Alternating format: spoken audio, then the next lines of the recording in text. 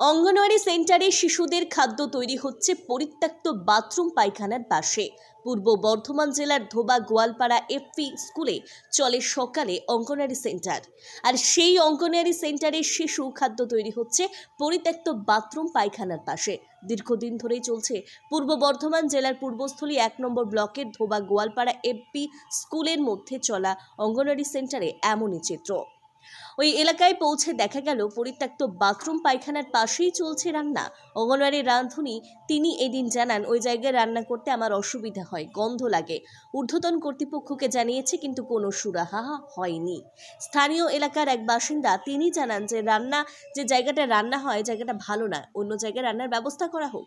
এই প্রসঙ্গে কালনার মহকুমা শাসককে জানাতে যাওয়া হলে বিষয়টি না দেখে তিনি কোনো মন্তব্য করতে রাজি হননি। আচ্ছা, কি করতে এসেছিলেন? খাবার নিতে। তো কেমন লাগছে ওখানে খাবার নিয়ে? খাবার নিয়ে সবাই নিচ্ছে, আমিও নিচ্ছি, কিন্তু ওই জায়গাটা তো ভালো নয়। কেন ভালো নয়? ওই জায়গাটা একটা পায়খানা বাথরুম রয়েছে, ওখানে খারাপ। আচ্ছা জায়গাটা তো খারাপ। আর আচ্ছা। ওই জল দিয়ে রান্না হয়, আচ্ছা ওই জলের রান্না, ওটা তো ঠিক নয়। আচ্ছা, বাচ্চাদের খাবার। যেখানে রান্না হয় ওটা পায়খানা বাথরুম, হ্যাঁ হ্যাঁ, ওই বাচ্চা পায়খানা বাথরুম। তো খারাপ লাগছে নিতে, তাই তো? খারাপ লাগছে। আপনার নাম? আমার নাম রহমান মল্লিক। কি চাইছেন? না, এটা একটু ভালো হোক, ঘরটা একটা নতুন করে হোক, ভালো হোক, সেখানে গেলে সবাই মিলে থাকতে পারে।